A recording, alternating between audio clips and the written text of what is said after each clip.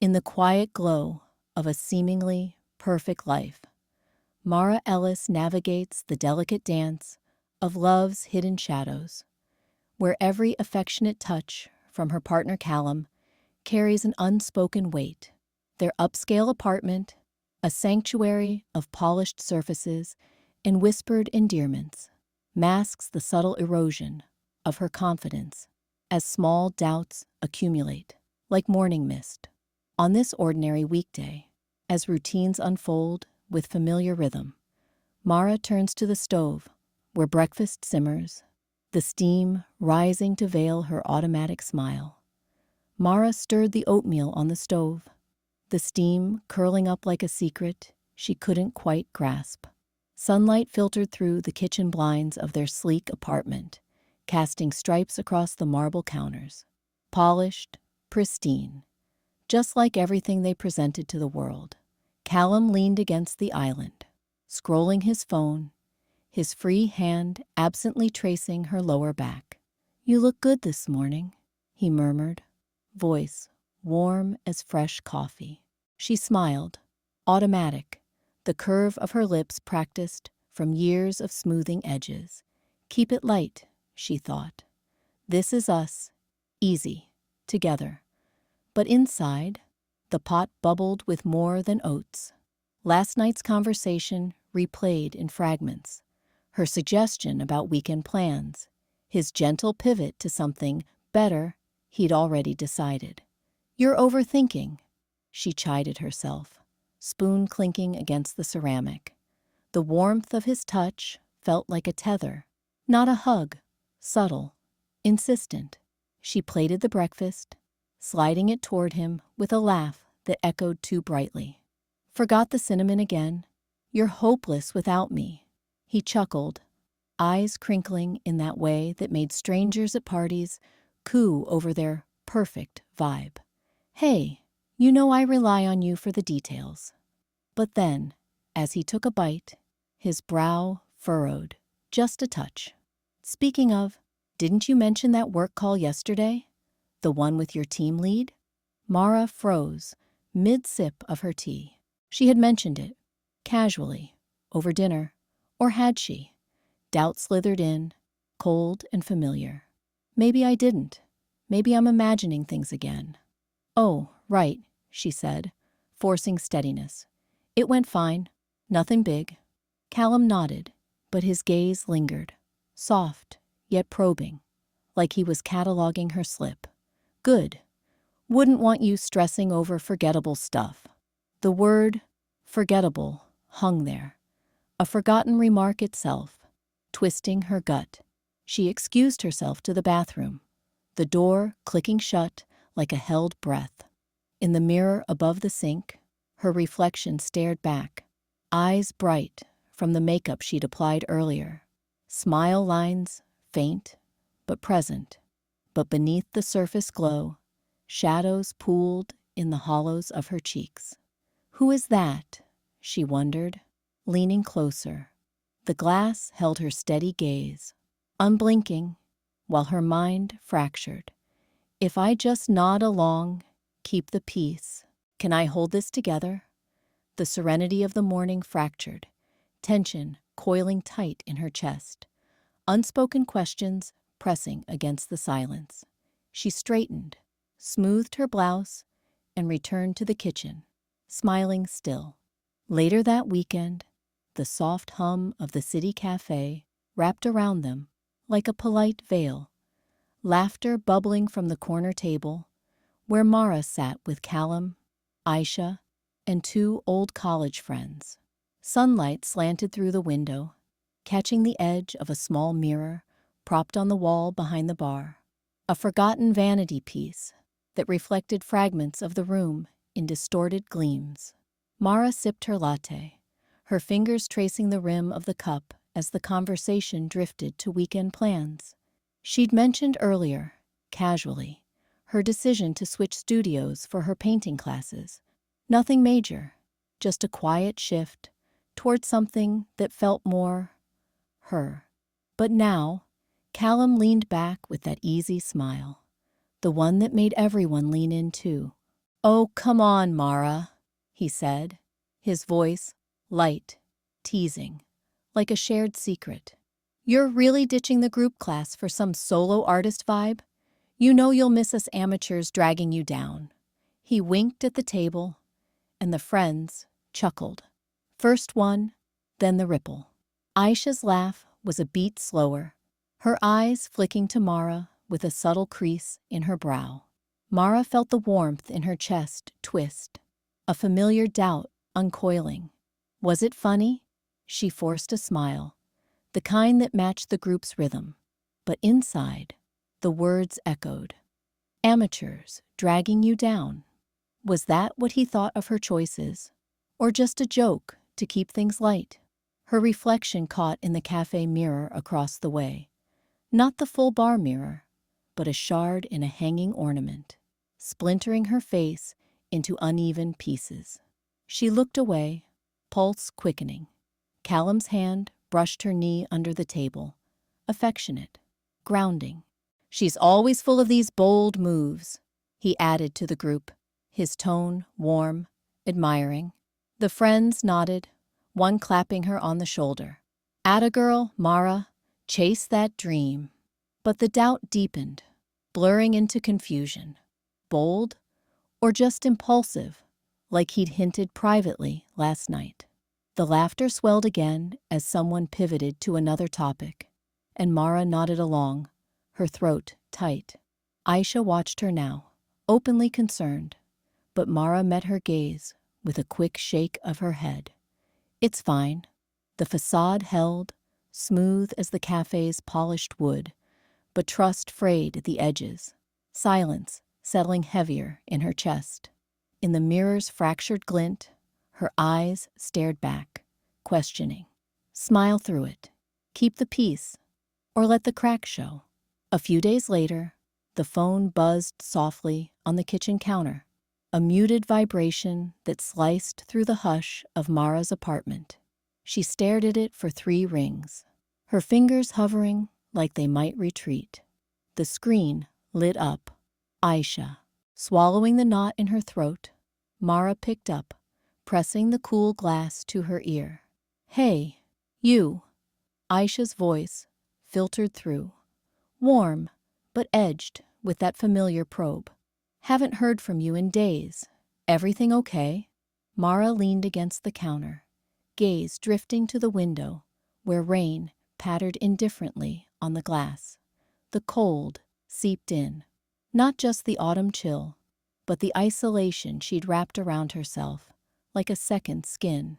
Yeah, just busy. Work stuff. A pause, the kind Aisha wielded like a gentle hook. You sound off, like you're a million miles away. We used to grab coffee every Thursday, remember? Spill the chaos. The words tugged at something raw inside Mara, a flicker against the numbness. She pictured Aisha on her end, probably curled on her couch, eyes narrowing with that quiet worry. But admitting it, the thought coiled tight in her chest. Callum's voice echoed faintly in her mind. You're overthinking again. She forced a laugh, thin and evasive. I'm fine, really. Just tired. Come on, Aisha pressed, softer now, insistent without pushing too hard. Meet me tomorrow. Neutral ground. My treat. I miss you, Mara. Feels like you've been ghosting everyone. The offer hung there. A lifeline extended across the line. Mara's breath caught, the cold thawing into a tentative warmth. Trembling, like the first crack in ice. She could almost feel Aisha's hand reaching out, real and steady. But the doubt lingered. What if she said too much? What if trust shattered everything? Maybe, Mara murmured, her voice barely above the rain. Let me think. The call ended with Aisha's reluctant okay, the quiet click echoing in the empty room. Mara set the phone down, her fingers lingering on its edge, heart pulsing with fragile possibility. Could she let it in? Soon after, Mara sank into the worn leather chair in Dr. Simone Hart's office. the faint scent of chamomile tea lingering from a previous session. The room felt like a neutral zone. Soft light filtering through half-drawn blinds, a single potted fern nodding in the corner. But inside, her thoughts churned like a storm trapped in glass. I don't feel like myself anymore, Mara said, her voice threading the air tentatively. Like I'm always second-guessing. Callum, he's so kind, attentive. But lately, when I voice something small, like changing plans for dinner, he smiles and says I'm overthinking. And suddenly, I'm the one apologizing. Am I not right? Is this all in my head? Dr. Simone leaned forward slightly, her dark eyes steady behind wire-rimmed glasses, notepad balanced on her knee. No judgment, just that clinical poise that made Mara feel seen without being dissected. Tell me more about that second guessing. When does it hit hardest? Mara twisted her fingers in her lap, words spilling out in fragments. How Callum's compliments always carried a subtle edge, reframing her ideas as adorably impulsive. How her confidence, once sharp, now blurred at the edges. Confusion knotted her chest. Was she imagining the weight of his gaze, the way it steered conversations without raising a voice? Simone nodded, jotting a note. What you're describing aligns with patterns of covert emotional influence. Things like minimizing your feelings or shifting blame so subtly it feels like concern. It's not always overt. It can erode trust in your own perceptions over time. Gaslighting, for instance, makes you question your reality. Isolation creeps in too, pulling you away from your instincts. The words landed like puzzle pieces Mara hadn't known she was missing. Relief flickered. Someone else saw the shape of it. But anxiety coiled tighter, a relieved dread. If this was real, what then? Her lie, that staying quiet preserved peace, cracked under the weight. To illustrate, Simone reached for her tablet, cueing a short clip from a survivor's recorded confession. A woman in her 30s, voice steady but eyes haunted, recounting how her partner's helpful suggestions had rewritten her world. "This isn't you," the woman said on screen, "but it feels like it until you name it." Mara watched, breath shallow, the parallels hitting like echoes. Her own doubts mirrored the woman's, that quiet unraveling. Could she trust this knot in her gut now, validated by an expert's lens? The recording ended, leaving the room heavier with unspoken possibility. As the session ticked toward its close, Mara exhaled, the confusion easing into a tentative clarity laced with fear.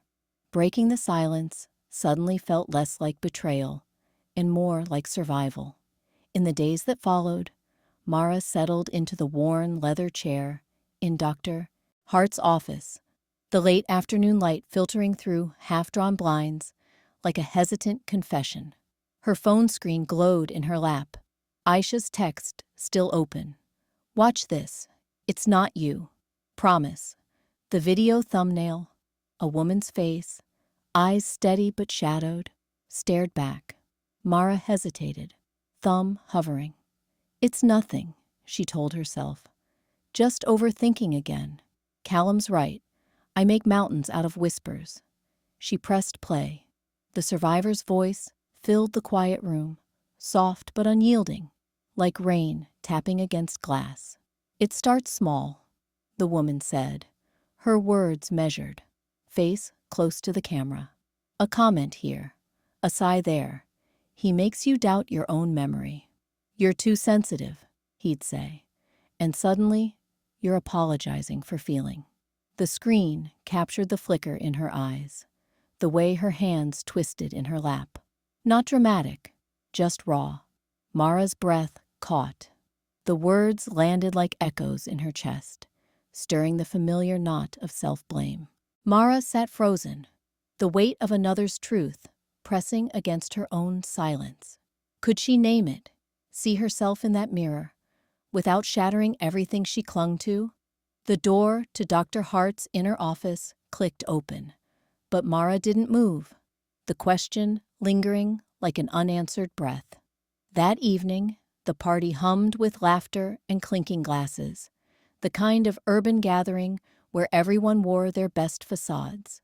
Mara stood by the kitchen island, nursing a drink, when Callum appeared at her side, his arm slipping around her waist with effortless warmth. "You look stunning tonight," he said, loud enough for their friends to hear, his voice laced with that practiced affection. He turned to Aisha, who was chatting nearby, and added, "Doesn't she? Mara's been working so hard. I keep telling her to take it easy." His hand squeezed her gently, a public anchor that made her smile. Small, automatic. Aisha's eyes flicked to Mara, her brow furrowing just a touch. "Yeah, you do look great," she said, but there was a pause, a search in her gaze that Mara avoided. The room felt alive, approving, the chatter wrapping around them like approval. Callum's praise lingered, a shield against the quiet knot in Mara's chest.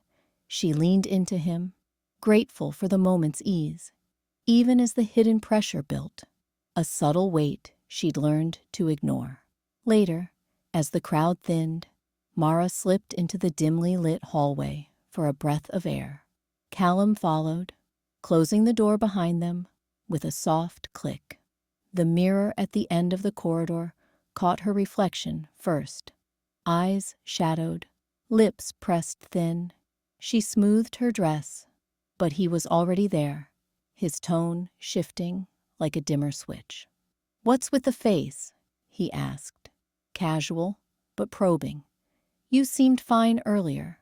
I just felt off," she murmured, the words tentative, born from that earlier unease she'd swallowed at the party.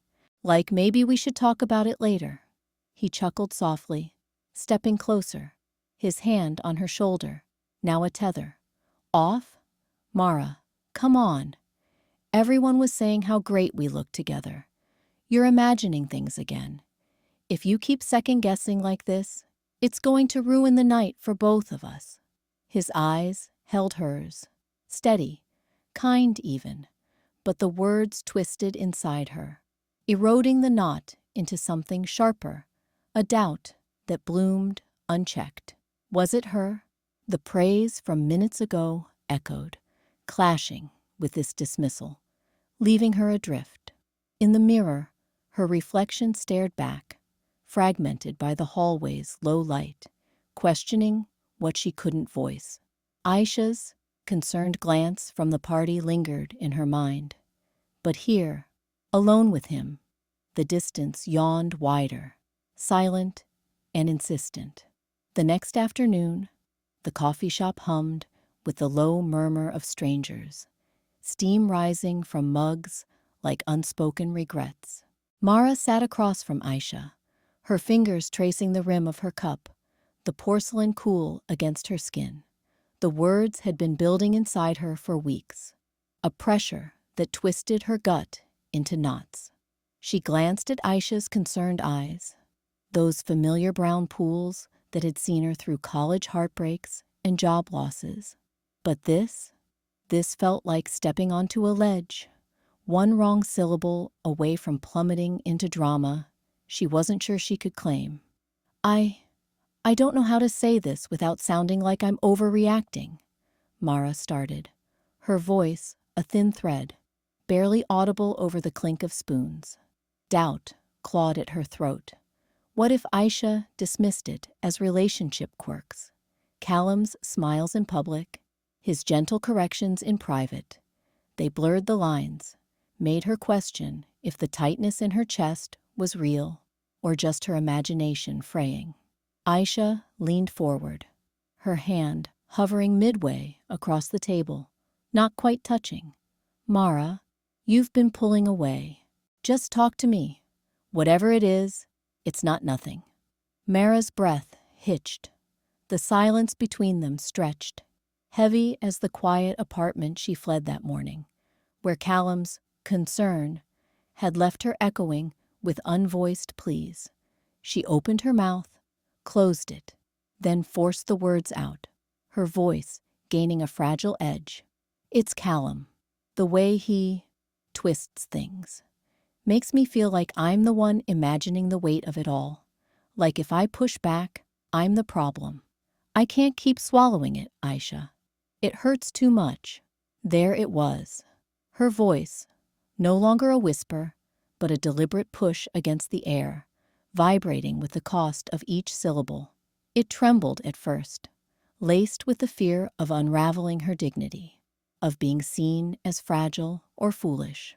But as Aisha's expression shifted from worry to quiet recognition, something solidified in Mara's chest. Doubt ebbed, replaced by a resolve that straightened her spine. She wasn't accusing, she was naming the shadows, insisting they be seen. Aisha's hand finally bridged the gap, warm and steady. That's not overreacting, Mara. That's you seeing clearly. You've been carrying this alone. Let me help. Talk to someone professional, okay? You deserve to be heard, not hushed. Mara nodded, the firmness in her voice lingering like a newfound anchor. But in the pause that followed, a whisper of uncertainty remained. Could she trust this pain? Voice it fully, without the world viewing her as shattered? The question hung, unanswered, as the steam from her coffee curled upward, fading into the afternoon light. That evening back home, the apartment hummed with the soft whir of the air conditioner, a sterile calm that Mara had once mistaken for peace. Callum sat across from her at the kitchen island, his smile warm as he slid her phone toward her. Hey, love, why don't we clear the deck this weekend? You've been so on edge lately. Those meetups with Aisha always stir things up. Remember last time? You came back all wound tight, snapping at nothing. Mara's fingers hovered over the screen, her calendar app open like an accusation. Dates with friends blinked back at her. Coffee with Aisha, a casual lunch group, simple anchors in her unraveling days. Callum leaned in, his voice a gentle anchor, eyes crinkling with that practiced concern.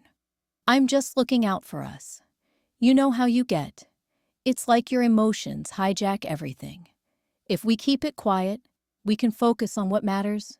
You and me, no drama. The words coiled around her, not sharp, but insistent, pulling at the threads of her doubt. She felt the shift, his care morphing into something heavier. A quiet enclosure. The calendar stared up, empty now as her thumb swiped through, deleting one entry after another. Okay, she murmured, the word tasting like surrender. But inside, a flicker stirred. Not fear's numb haze, but a wary spark, questioning the cost of this peace. As Callum's hand brushed hers in approval, praising her wisdom, Mara slipped into the bedroom later, phone hidden. She jotted notes in a hidden app. His words, her guts twist, then texted Aisha. Rain check this weekend. Thinking of booking that therapist you mentioned. Talk soon. The send button felt like a small defiance, the facade holding, while distance yawned beneath. In the quiet that followed, Mara wondered if silence could shield her without hollowing her out entirely. Weeks later, the soft hum of the microphone crackled in the dimly lit community hall, where folding chairs scraped against the floor and faces turned toward the makeshift podium. Mara gripped the edges of the stand, her knuckles whitening, the weight of eyes, friends, acquaintances, even strangers from their social circle, pressing like invisible hands. Aisha sat in the front row, her nod a quiet anchor, eyes fierce with the support she'd whispered earlier. You've got this. Simone's words aren't just hers anymore. They're yours. But doubt clawed at Mara's chest, a familiar shadow. What if this shattered everything? The happy couple, the polished posts, the life they'd curated. Callum stood off to the side, arms crossed, his smile a thin veneer over the tension coiling in his jaw. She'd chosen this. The decision had simmered since Dr. Simone's office, where the therapist's calm dissection of gaslighting, "It's not love if it silences you," had cracked open the quiet apartment's illusions. Since Aisha's late-night texts, urging her to see the patterns in the jokes that left her shrinking. Now, here, with the mic's cool metal against her lips, the choice burned. Speak or swallow it again. I need to say this," Mara began, voice trembling at the edges, the amplifier carrying her words like a confession. "Callum, the way you've shaped things, the little comments that make me question myself, the warmth that turns to control when no one's watching. It's not just quirks, it's manipulation. Simone helped me see it, how it erodes, bit by bit, until I don't trust my own reflection." Murmurs rippled through the room. Callum stepped forward, his chuckle forced, eyes narrowing. "Mara, come on. This is dramatic. We're fine. Everyone knows we're the perfect pair. You're blowing this out of proportion, making a scene." The accusation stung, a hook pulling her back to silence, to the safety of nodding along. Doubt surged. Was she destroying the image they'd built? But Aisha's gaze held steady, a silent vote of courage, and Mara's breath steadied. No more mirrors distorting her truth. "It's not drama," she said, firmer now, the mic amplifying her resolve like a heartbeat quickening. "It's real, and I won't let it continue. From now on, my boundaries matter. No more undermining, no more making me doubt what's mine. If that changes us, then maybe it should." Callum's face tightened, retreating a step, the strain etching lines around his mouth. The room hung suspended, whispers blooming into uneasy shifts. Aisha rose, slipping to Mara's side, her hand a bridge of solidarity. Silence shattered, but in its wake, Mara's voice lingered, bold, unyielding. Could truth coexist with the facade, or had she just let the pieces fall? In the aftermath, Mara's fingers trembled as she clutched her notebook, the leather cover worn from years of half-written confessions. She stepped into Dr. Simone Hart's office, the door clicking shut like a final punctuation on her silence. The room smelled of chamomile tea and quiet possibility, but her cheeks burned with embarrassment. What if voicing this shattered the polished image she'd curated? What if they saw her as the fragile one, the one who'd let it go on? She sat, knees pressed together, and opened the notebook to a blank page. "I've been doubting everything," she started, voice a whisper at first. Dr. Simone nodded, her eyes steady, inviting without pressure. Mara traced the pen's tip over paper, words spilling. Callum's subtle redirects, the way his praise in public twisted into dismissal at home. "I thought it was love, adapting to keep peace. But it's control, isn't it?" The admission hung, raw, her face flushing hotter. Yet, as Simone outlined the patterns, gaslighting, isolation, Mara's grip steadied. The notebook filled with notes, boundaries, not breakage. Doubt ebbed into a calm resolve, like fog lifting over the city skyline outside. She left the office lighter, notebook tucked under her arm, like a shield-turned map. On the subway home, she texted Aisha, "Coffee tomorrow? Need to talk. Real talk. No more hiding." The next day, the cafe buzzed with mid-afternoon chatter, but Mara arrived early, claiming a corner booth. Aisha slid in opposite, concern etching her brow. "You okay?" That text sounded serious.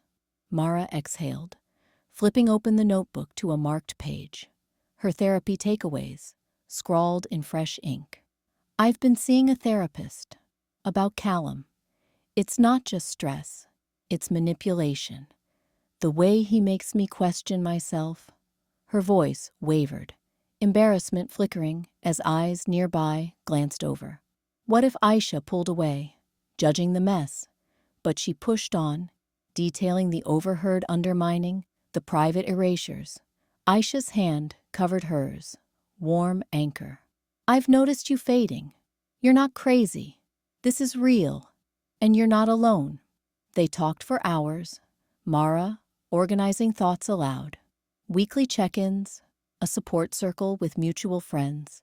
Callum's texts pinged her phone. Where are you? But she silenced it, the distance growing with each honest word. As they hugged goodbye, Mara's steps quickened toward home, notebook in hand, resolve solidifying. Could she claim this truth and still reach for connection, unscarred by loss? The question lingered, unanswered but alive.